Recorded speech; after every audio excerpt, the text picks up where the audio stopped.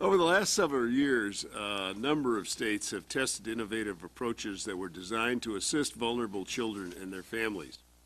These interventions, many of which have had a positive effect in improving the outcome for children, were made possible through the Child Welfare Waiver Demonstration Authority provided in the Social Security Act. This authority allowed the Department of Health and Human Services to permit a select number of states to waive certain federal requirements as part of plans to improve certain aspects of their child welfare system. The legislative authority for demonstration projects began in fiscal year 1998, seems like a century ago, and ended in March of 2006. Although the authority has expired, a handful of states continue to have demonstration projects. The innovative strategies that were successfully tested in states help to inform child welfare policy at the national level. Providing assistance to children placed in the home of relative caretaker is a strategy that began at the state level. Extending foster care services beyond the age of 18 to help older youth successfully transition into adulthood also began at the state level.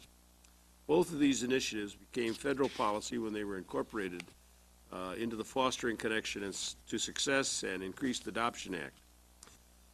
Since the waiver authority expired, there have been calls to reinstate it so that the states can continue to test alternative approaches that address the complex needs of children and families within their communities.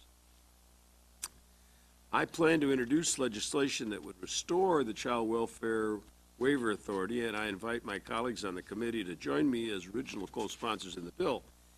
But I do have a concern, and I've said this concern before, and I guess it's maybe it's having served too long in too many legislative bodies and watched too many state governments and federal governments fiddle around with money.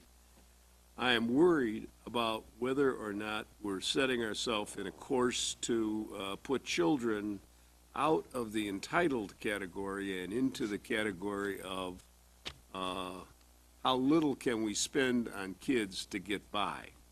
We've done that in mental health, we've done it in juvenile justice, we've done it in the prison system, we've done it in the school system. I've seen it over and over again over all the years that I've been involved in this. So I have that concern, and I put it on the table right at the outset because I don't want anybody to be confused about what my basic direction in this is.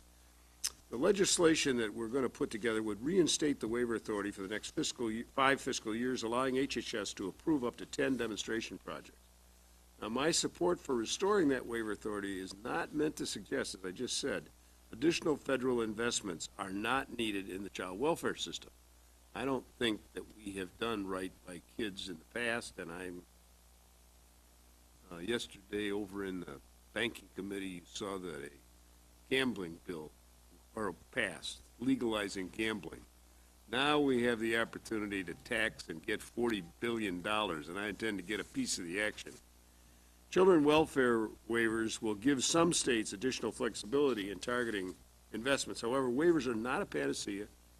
They should not be considered as a substitute for comprehensive solutions to child welfare financing or the insufficient amount of resources dedicated to early intervention services. We've watched states go through a real bad time, and they're still in it. And many, if the Congress does not deal on FMAP and a few other things, a lot of legislatures are going to have to go back into session to make a bunch of cuts. So I recognize that high on the list of those people to be cut are children, always. They always are there. And I will continue to work with my colleagues on both sides of the aisle to develop proposals that will build on the success we made with Fostering Connections so that we can ensure the best outcomes for every child that comes to the attention of the child welfare system.